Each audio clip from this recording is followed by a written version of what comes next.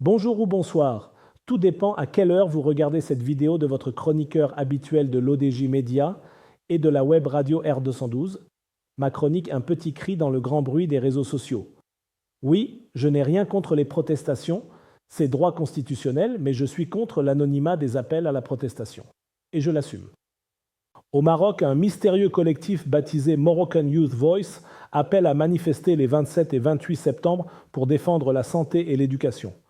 Un mouvement qui séduit par son esthétique digitale et son énergie générationnelle, mais qui inquiète aussi par son anonymat et ses zones d'ombre. Entre véritables cris de jeunesse et manipulations orchestrées, la question demeure, à qui appartient vraiment cette voix? Moroccan Youth Voice, qui êtes-vous? Votre anonymat absolu entretient le doute. Depuis quelques jours, les timelines marocaines s'agitent autour d'un nom inconnu jusqu'alors, Moroccan Youth Voice. Avec un site web minimaliste hébergé sur Vercel, une chaîne Telegram frôlant les 1800 abonnés, un compte TikTok encore timide mais actif et surtout une page Instagram qui a bondi à plus de 20 000 abonnés en un clin d'œil, le collectif a imposé son existence à coups de hashtags et d'images calibrées. Le slogan qui cartonne déjà, Lega Save Morocco from Corruption, épouse les codes d'une génération Z rompue aux batailles numériques. Les affiches de mobilisation, produites à l'aide d'intelligence artificielle, ajoutent une touche de modernité qui contraste avec les visuels traditionnels des syndicats étudiants ou des associations locales. La prouesse technique force le respect. Mais elle soulève aussi des soupçons. Comment un mouvement se réclamant spontané peut-il déployer en quelques jours une telle machine digitale? Faut-il y voir un sursaut authentique ou une mise en scène trop bien huilée? Pour mobiliser, Moroccan Youth Voice n'a pas choisi la complexité. Les organisateurs, qui ne signent jamais de nom propre, ciblent deux priorités nationales, la santé et l'éducation. Difficile d'imaginer cause plus rassembleuse dans un Maroc où les hôpitaux manquent de moyens et où les familles dépensent des fortunes pour scolariser leurs enfants. Oui, on peut s'interroger sur le timing, car le timing n'est jamais innocent. Le récent drame de la maternité de l'hôpital Hassan II d'Agadir, où plusieurs femmes enceintes ont perdu la vie, a réveillé une colère sourde. Le ministre de la Santé lui-même a dû déclencher une vaste mobilisation. Quant à l'école, elle reste le miroir de toutes les frustrations. Surpopulation des classes, manque d'enseignants, réforme curriculaire encore balbutiante. En choisissant ces thèmes, le collectif se met à l'abri des accusations de parti pris. Qui oserait dire que défendre la vie et l'éducation est illégitime? Mais en même temps, cette prudence stratégique nourrit l'idée d'une opération calibrée, pensée pour séduire au-delà des clivages.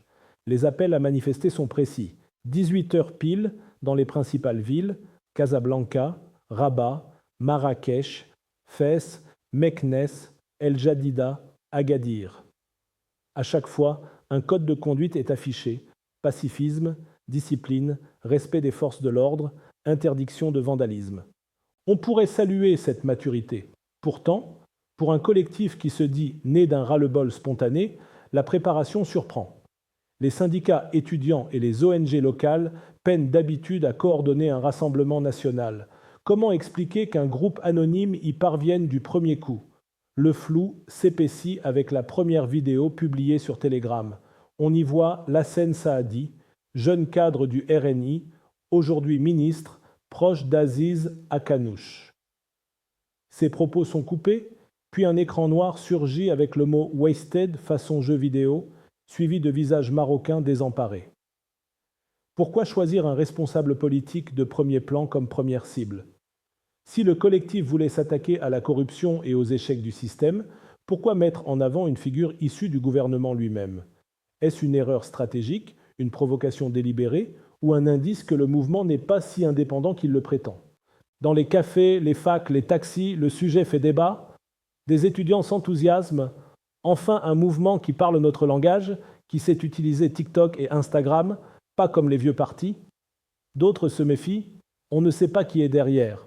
On ne veut pas être utilisé comme chair à canon pour des règlements de compte politiques. Cette dualité traverse la société. Les jeunes Marocains veulent s'exprimer, mais ils craignent d'être instrumentalisés. Comme le rappelle un syndicaliste de l'UGTM, manifester, c'est un droit constitutionnel, mais la transparence aussi. Si on ne sait pas qui organise, comment accorder sa confiance? L'histoire récente nous a appris que les réseaux sociaux peuvent accoucher de véritables mouvements citoyens, mais aussi de mirages éphémères. Le Maroc n'est pas une exception. La vague Gen Z qui a secoué le Népal, ou les campagnes coordonnées dans d'autres pays, rappellent que les mobilisations numériques peuvent être efficaces, mais aussi téléguidées. Moroccan Youth Voice pourrait être un cri sincère d'une jeunesse connectée, fatiguée des promesses creuses. Mais il pourrait tout aussi bien relever d'une expérience orchestrée par des acteurs politiques ou économiques cherchant à affaiblir, à tester ou à déstabiliser. L'anonymat absolu du collectif entretient le doute. Au fond, la vraie question dépasse ce seul collectif. Dans une démocratie en construction comme la nôtre, la légitimité de la protestation repose aussi sur la transparence de ses initiateurs. Comment construire la confiance si les leaders restent masqués?